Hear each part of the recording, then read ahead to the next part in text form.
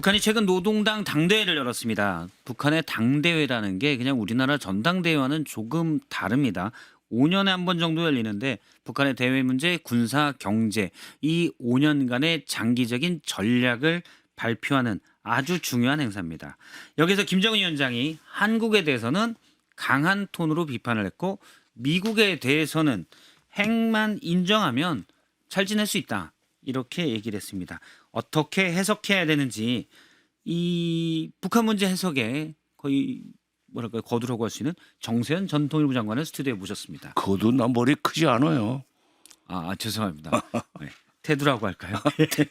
네, 일단 본격적인 얘기를 좀 먼저 해보도록 하겠습니다. 네, 이재명 정부가 북한의 유화적인 제스처를 계속 보여왔지 않습니까? 사실은 9.19 군사 합의도 사실 깨졌는데 우리가 먼저 복원하겠다 이런 선제적인 조치도 추진을 했는데 어제 김정은이 어제 이제 발표가 된 거고 얘기는 21일쯤에 있던 것 같아요.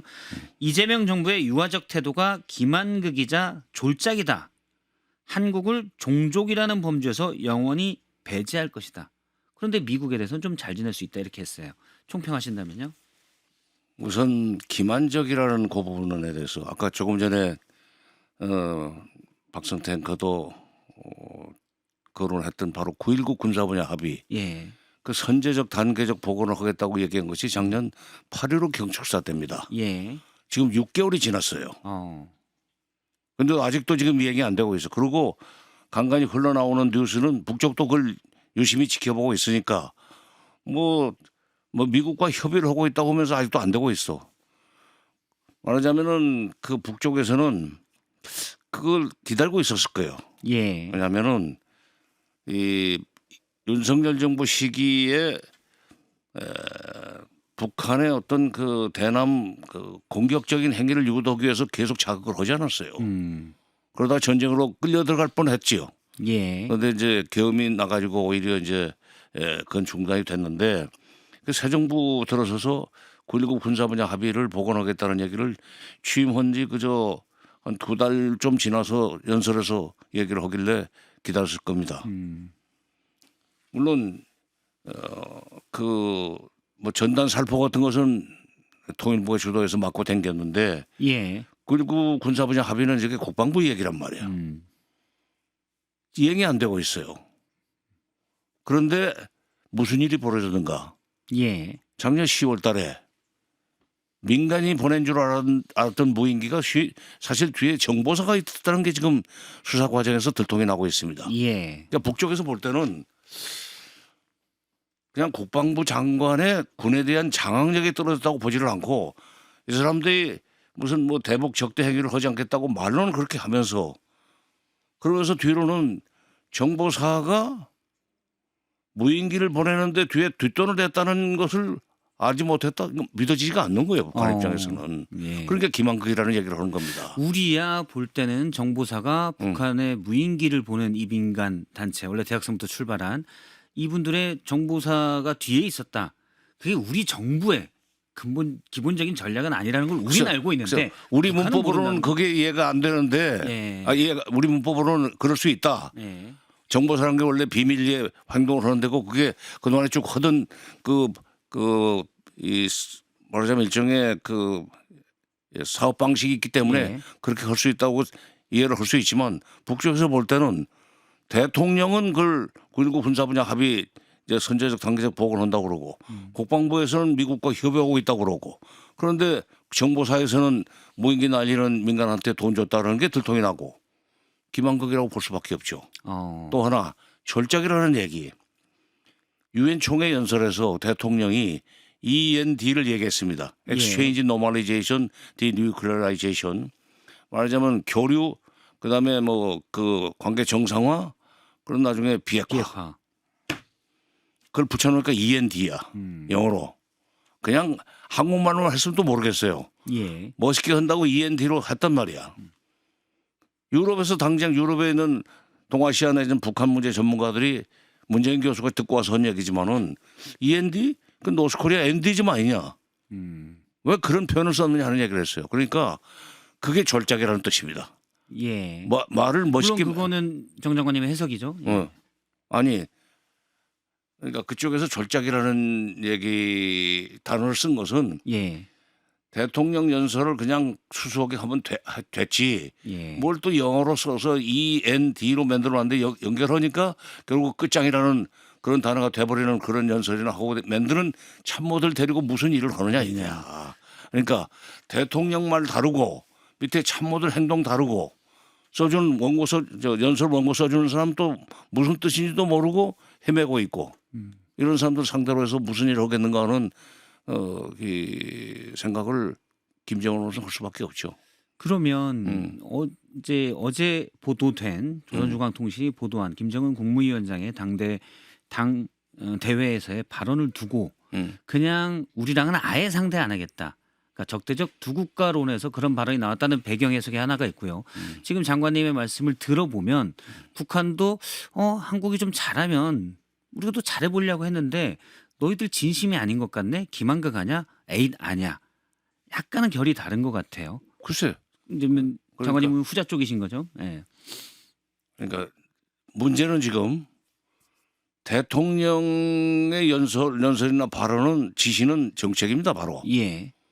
그럼 독재 국가에서가 아니라 뭐 민주국가에서 대통령의 발언은 바로 정책이에요. 트럼프 하는 거 보시오. 예. 그런데 밑에 참모들이 그걸 이행하는 과정에서 보면은 질질 시간 끌지를 않나. 아니면 그거 실현 가능성이 없다는 소리를 하지 않나. 무슨 대통령의 말을 이렇게 참모들이 뒤에서 비트는 나라가 있어. 그런 생각을 할 수밖에 없어요. 북한에서는. 그러니까 신뢰를 못 주고 있다 이거야. 신뢰를. 왜냐하면 대통령의 언과 참모들의 행위 일치가 하지 않는 것을 저쪽에서는 지금 기만극으로 규정을 했고 대통령의 연설을 멋있게 만든다고 했던 그 END가 결국은 북한의 종말을 가져오는 것이 아니냐 하는 비핵화하고 연결이 되니까 그런 생각을 하게 만드는 거에 대해서 지금 이 참모들이 반성을 하고 예. 앞으로는 대통령의 언과 참모들의 행위 일치하도록 좀 해야 되고 대통령 그것도 좀 잡돌이를 해야 돼요. 지금 부동산 정책은 직접 잘 끌고 나가고 있어요. 예. 여기 한 번은 왜 이렇게 국다로 밥도로 놉니까? 그러면 이 부분을 여쭤볼게요. 북한도 남북관계 정상화에 관심이 있습니까? 정상화를 하고 싶죠. 왜냐하면 지금 북한 내부 사정을 보면은 경제 건설을 해야 돼요. 시급합니다. 예. 절실하고 말하자면은 그동안에 이 핵과 미사일 개발하는데 국가 예산이 이만큼 있으면 거기에 예. 한 70% 80%를 그쪽에다 투자를 했단 말이야. 그러니까 인민경제적으로는 투자를 별로 못했어요. 생활 수준이 형편없습니다. 만약 1인당 소득이 남한의 1인당 소득에 비해서 북한의 1인당 소득은 한 30분의 1밖에 안 돼요. 응? 우리가 한 3만 6천 달러 되면 저렇게 한 1,200달러 정도밖에 안 됩니다. 예. 산업 형편이 너무 차이가 나서 그건 군사 쪽에 너무 투자를 했기 때문에 인민경제가 그렇게 주저앉아서 그래요. 그래서 이제 9차 당대에서 지금 10차 당대까지 쭉 내다보고 앞으로 10년 동안 경제를 획기적으로 발전시키겠다고 지금 굉장히 노력을 하고 있는데 이게 남쪽에서 그 군사적인 그런 그 공개라든가 자극을 안 줄 걸로 믿고 계획을 세워놨는데 이게 대통령의 얘기와 참모들 얘기가 달라가지고 믿을 수가 없으니 거기 방비해야 되는 그런 이제 이 필요가 생겼죠. 예. 굉장히 지금 피곤해서 김정은으로서는 왜냐하면 이번에 지금 당대회 보니까 그동안에 그 북한의 뭐 높은 사람이건 낮은 사람이건 전부 다 김일성, 김정일의 사진이 들어가 있는 배지를 달고 다녔는데 이번 당대회 때부터 김정은 배지를 달고 나왔어요. 김정은 시대가 열리고 있다는 얘기입니다. 굳이 선대의 위상에 기댈 필요가 없다. 그렇지. 이제 김정은 시대를 열어나가겠다. 그리고 예. 김정은이가 인민들을 잘 살게 해주겠다. 이런 비전을 제시하는데 마치 그때 70년대 그 대통령 선거할 때 김대중 대통령 막 붙었을 때 71년 4월달 선거 때 박정희 대통령이 그랬어요. 70년대 중반이 되면 집집마다 냉장고가 들어가고 예. 소비가 미덕이 드는 사회가 될 겁니다. 나를 밀어주면 그렇게 국민들을 잘 살게 해주겠습니다 하는데 바로 그런 식으로 지금 김정은이가 자기 우상화를 위해서 그 노력을 하고 있는데 예. 한국에서 도와줄 수 있는 나라는 한국밖에 없습니다. 왜냐하면 이번에도 앞서도 얘기했지만 한국을 종족에서 완전히 배제하겠다 이런 표현들. 글쎄, 근데 이전에도 적대적 두 국가에 대해서 강하게 얘기했고 우리는 국경만 맞닿아 있을 뿐이지 다른 나라다. 신경 쓰지 마. 우린 우리끼리 살게. 심지어 이런 표현도 했습니다.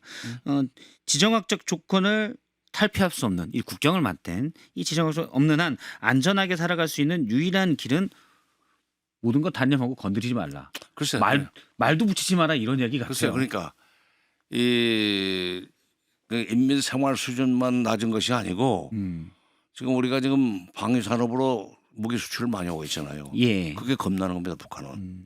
그러니까 자기네가 핵과 미사를 가지고 있다고 그러지만은 핵은 솔직한 얘기로 쓸 수 없는 무기예요. 러시아가 지금 제일 핵무기를 많이 가지고 있습니다. 7천 개 이상. 예. 그런데 우크라이나하고 전쟁을 지금 4년 이상 하는데 핵무기를 못 쓰잖아요. 러시아도. 예. 왜냐하면 러시아가 핵무기를 쓰는 순간 우크라이나를 상대로 바로 우크라이나 뒤에 있는 미국이 바로 또는 영국이나 그 프랑스가 러시아를 상대로 해서 핵무기를 쓸 수 있다는 그 불안감 때문에 못 쓰는 거고. 핵 자체가 실질적으로는 그렇지, 전쟁을 억제하는 무용지물이야. 효과를 가지고 있다. 지금까지 인류 역사상 2번밖에 안 터졌어요. 45년 예. 8월 달에 일본 상공에서. 근데 그런데 반면에 재래식 무기는 지금 자기네들은 옛날 거는 가지고 있어서 러시아에 줘가지고 다 소진했지만은 그 방위 산업을 일으키기 전에 한국은 이미 무기 4대 수출국이 돼버렸습니다. 예. 이것도 굉장히 겁나는 거예요. 그러니까 그 아까 뭐 같은 민족이라는 데서 빼버리고 싶다는 얘기도 네. 우리 속담에 어설프게 아는 놈이 더 무섭다는 얘기가 있죠. 남북 교류 협력 과정에서 북한 사람들의 마음이 남쪽으로 넘어왔어요. 솔직한 얘기로. 그다음에 K-팝이 들어갔습니다. 예. K-칼처가 들어갔어요. 북한 MZ 세대들의 남한화가 일어나고 있었어요. 이미 2010년대 후반부터. 그래가지고 2020년 연말에 북한에서 난데없이 반동사상문화 배격법이라는 걸 만들어가지고 남쪽에 예. USB 같은 거 가져온 놈은 사형입니다. 보는 놈은 그 무기징역 7년 이상 징역이고 이런 현상이 일어날 것을 걱정을 해서 완전히 지금 국경을 쌓겠다는 거예요. 아예 철벽을 챙겨놨다. 그렇지. 그러니까 뭐 그런 군사적인 지금 말씀은 이제 김정은 위원장이 사실은 군사력에서 실질적으로는 우리보다 훨씬 열세기 때문에 물론 핵이 있지만요. 열세기 때문에 더 우리의 군사력을 두려워하고 있다라는 말씀이시군요. 예. 군사력을 우리의 군사력도 두려워하고 방금 말씀하신 것도 이제 문화적으로 어떻게 보면 사실은 침투가 되는 것 자체에 대해서 글쎄, 그러니까 두려워하고 있다. 그러니까 그 대통령도 그 북한과 잘해보겠다는 얘기를 하고 통일부 장관도 이제 대통령이 얘기를 했죠. 북한 체제 존중하겠다. 예. 그다음에 흡수 통일을 원하지 않는다. 적대적 행위하지 않겠다는 얘기를 했는데 그걸 못 믿겠다는 거예요. 더구나 흡수 통일이라는 단어는 그 자체가 겁나는 겁니다. 안 하겠다고 하지만은 코끼리를 생각하지만 하면 코끼리만 생각나는 게 인간 심리 아니요. 그러니까 그런 용어 쓰는 것도 지금 조심해야 되겠는데 지금 그 북쪽에서는 경제적으로 남한의 열세 말하자면 교류 협력하다 보면 민심은 전부 다 남쪽으로 넘어가고 실질적으로 통일이 됐다 하면은 북한은 2등 국면밖에 안 된다는 것을 지금 동서독 경우에서 그들은 지금 뼈저리게 느끼고 있습니다. 예. 그래서 당분간은 자기네 경제력이 좋아질 때까지는 남남으로 살자는 거예요. 남남으로. 그러니까 이런 주장도 있습니다. 야당에서도 일단 나오고 있고요. 우리는 유화 저스체를 계속 보내고 있지만 북한은 심지어 우리를 완전히 붕괴, 물론 우리의 행동 여하에 따라서 이런 표현까지 쓰고 있다. 이게 부질없는 노력 아니냐. 또 일각에서는 김정은 위원장이 저렇게 나오는데 우리가 왜 평화를 위해서 노력하느냐. 이런 주장도 나옵니다. 글쎄 그렇다고 북한이 그렇게 해서 지금 굉장히 남쪽에 대해서 이 비방을 하고 공격을 한다고 그래서 우리마저 그러면 거기에 똑같은 식으로 얘는 칼에는 칼 하는 식으로 할 수는 없고 이제 평화를 위해서 그런 그대로 거죠. 이제 했던 대로 이제 끌고 나가면 됩니다. 그다음에 저는 그때 제가 77년에 통일원에 들어가가지고 80년대를 쭉 거치면서 보니까 북쪽에서 80년대 대남 평화공세를 굉장히 했었어요. 말하자면 남조선의 혁명을 일으켜가지고 그것을 북한이 접수하면 된다는 게 소위 그 민족해방인민민주주의 혁명론인데 그때 우리 쪽에서는 꾸준하게 그냥 교류해야 된다, 대화해야 된다는 예. 얘기를 박정희 때 했었고 전두환 때도 했었죠. 결국 나중에 그쪽에서 먼저 회담하자고 제안하고 나왔었죠. 그러니까 그냥 이대로 가는데 중요한 것은 대통령 얘기와 참모 행동이 일치해야 된다. 해줘야 되고, 그다음에 저쪽에서 만나지 말자 당분간 하면은 직접 예. 만나는 것은 뭐 굳이 취할 필요가 없고, 알겠습니다. 돌아서 가령 미국하고 같이 손잡고 또 미국이 갈 때 우리 쪽에서 물건을 좀 보낸다든지, 예. 또는 뭐 중국과 협력해가지고 중국을 통해서 우리 쪽에 이 인도적 지원 물자를 보낸다든지 그런 식으로 해서 그쪽에 마음이 녹아내릴 때까지 좀 기다릴 필요가 일단은 있습니다. 노력해야 된다. 평화를 위해서는 사실은 그런 인내가 필요하다는 말로 이해를 하겠습니다. 저희가 사진을 한 장 준비했는데요. 북한 열병식이 있었습니다. 저는 당대 폐막 때 열병식이 있었는데 딸 김주혜 씨입니다. 가죽 코트를 입고 김정은 위원장과 같은 가죽인 것 같아요. 같은 입고 나왔어요. 얼마 전에 정보당국에서는 후계자 내정 단계다. 근데 2013년생이죠. 지금 이 사진 보면 가죽 코트를 입고 같이 있습니다. 북한의 김정은 후계자는 김주혜라고 볼 수 있습니까? 예, 그렇게 봐야죠. 그다음에 굉장히 빨리 크네요. 빨리 갔나요? 불과 몇 달 전만 해도 몸이 아버지보다 정말 작았었거든. 아, 물론 지금 저기 아마 머리도 높이고 키 높이 구두를 신었을 겁니다. 그래요? 김정일이도 키 높이 구두 신고 다녔었어요. 그러니까 거기서 키 높이 구두는 김정일 위원장도 키 높이 구두를 좀 신고 있었어요. 김정은 위원장은요? 김정일. 그러니까 김정일 위원장이 그러니까 김정은 위원장 김정일이 아니라 지금 김여정이가 저렇게 아버지보다 키가 큰 것은 키 높이 구두를 신었을 것 같고, 그다음에 북한의 보통 군인들은 군대 17살에 고등학교 졸업하고 군대 들어가면 제대할 때까지 10년까지 한 벌을 가지고 사시사철 사는데 저거 지금 이태리 가죽이에요. 아니 가죽 딱 보면 아십니까? 알지. 나도 저는 코트가 있으니까. 이태리 코트가 있으시군요. 저러면 안 되지. 헐벗고 굶주리는 백성들 앞에서. 아니 근데 저거는 지금 저 정도인데 사실 2013년생으로 알려져 있더라고요. 확인은 안 되는데 그러면 우리 사실은 만으로 따지면 13살인데 후계자가 가능합니까? 앞으로 한 10년 더 있어야 되죠. 지금 그러니까 교육시키는 거예요. 왜냐하면 김정은이는 후계자 수업을 못 받고 아버지가 갑자기 세상 뜨면서 후계자로 내정됐지만 한 2년 만에 그냥 아버지가 세상 뜨면서 권좌에 갈 수밖에 없어가지고 초기에 좀 헤맸습니다.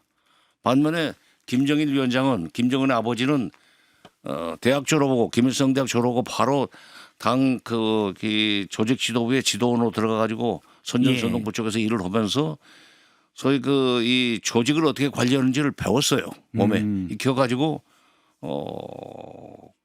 94년 김일성 세상 뜨면서 권좌에 오르니까 처음부터 익숙하게 지휘 통제를 했는데, 바로 권력을 잡았을 때 어떤 식으로 부하들을 부리는 거를 아버지가 좀 보여주는 교육 과정입니다. 어리니까 오히려 더 일찍 시작해야 된다. 이런 생각을 갖고 있는 거군요. 학교는 안 갈 거예요. 아마 홈스쿨링 할 거예요.